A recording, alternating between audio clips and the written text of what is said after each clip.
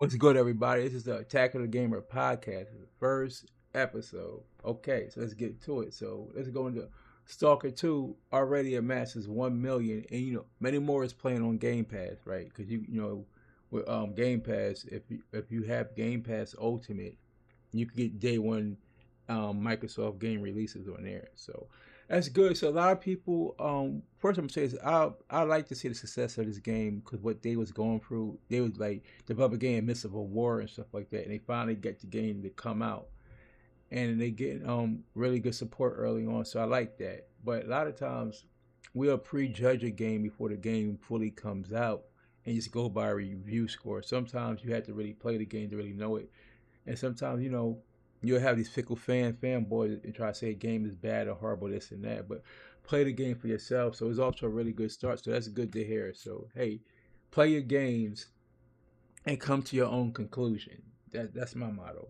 All right, so we're gonna go to the next one. We're gonna get to this is big for like the PC gamers as far as 2K goes. Like anti cheat finally on PC as far as 2K25 because initially, like 2K had announced that new gen version was coming to PC, and remember, PC always got the last gen version of the game, right? All the times, right? But now this year they finally added a new gen version. It's the same you play on a PS5 or the Xbox Series console, so that was big. So, but it didn't have crossplay. So now I believe this opens the door down the line if they want to patch in crossplay, which they can, right?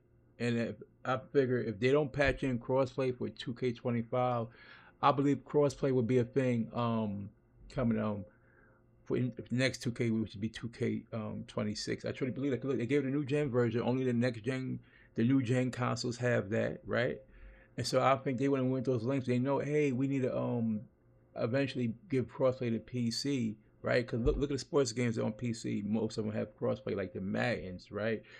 A sports game they did the Top Spin that has crossplay. So I believe crossplay will be coming down the line to PC. They have the anti cheat. They wouldn't add that measure on the 2K if they didn't care about it. And by having an anti cheat, because we could do all these mods on PC, some cool, but some could like take advantage of the game, whatever, right? But now you won't necessarily be able to do that with this anti cheat. Actually, it's an easy anti cheat to be unfair. So that was much needed for PC. Now that brings us even a much step closer to giving crossplay, having that enabled. So now a person who spent 600 or more on just a GPU can now play with their friends. Don't have to necessarily go out and buy a console to play with their friends when they can just play with everything on a PC on the platform they like play with. So that's big move by 2K doing that. So that sets the stage later down the road for crossplay. So happy about that. Okay, so what we got next? Look at this, right? I remember it was getting a lot of flack being a remote player only, but I was telling people that all they gotta do is patch it where you could do cloud. Well, it was it would be no technical difficulty for preventing from playing cloud. And look and behold, right, what you have right now. See, and not only that, you could play for the cloud, right, on this with the PlayStation Plus if you have that subscription, though, right?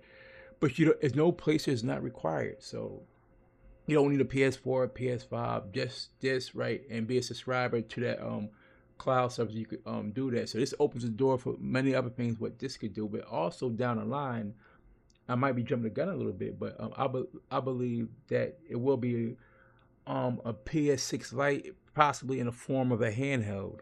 You know, where so like this just opens the door. So now with this cloud streaming coming onto this, that just makes Sony. Everybody likes the Sony handheld, so they did fairly well and stuff. But now what I like to see with the next handheld, like a PS6 Lite type of handheld, like a concept sort of like a Switch a little bit, and what it was the Steam Deck, right?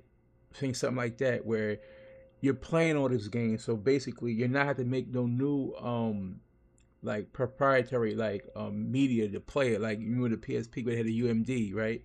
But it'll just be downloading games off the PlayStation Store onto that device to play your like the PS6 games, the PS4 games, PS5 games, and also about that time, being now also that device, the PS6 Lite, the handheld, will be running the PSSR. So now you'll have an AI upscaler, machine learning, all of that under that hood. So I can't wait. That's much down the line, but it's a kudos for Sony with the PS Portal. Now that 199 price point looks very attractive now. So I'm gonna have to go out there and get one because I was saying that this they don't worry, they're gonna add cloud to this device, but people think I know what I'm talking about. But who am I though, right? But hey, on to the next one. It's a big one.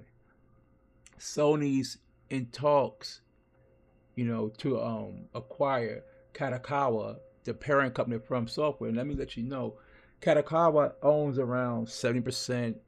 Tencent owns 16%. I mean, when I say that, I mean for our stocks and from software, and Sony owns 14% of from software. So now, so like not Sony, it's not some sort of rumor. So Sony made an intent where they want to purchase the stock or whatever the case may be, and also it's not like so much for the game as they're looking at, but when you look at Katakawa, they have animes and all other type manga, all other types of stuff that interests Sony. Remember, Sony has Crunchyroll and Funimation, the anime, right? So getting them would be boosted. Definitely, the anime where they could be probably the number one supplier of that. It's all these other companies that does anime. Like you look at Netflix, they roll their animes out too. So Sony really could have a foothold in that going against like these bigger guys like Netflix and stuff like that.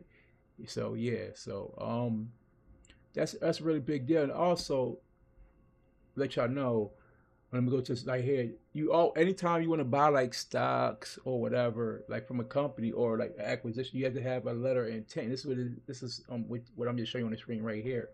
So you have to do this. So like another example I want to give you, personal, right? When I would like buy stocks from like former company I used to work for, so like you had to fill out papers showing the stocks or whatever, and then even though once you present that, it would take some days for everything to be processed and stuff like that. So I think this will be.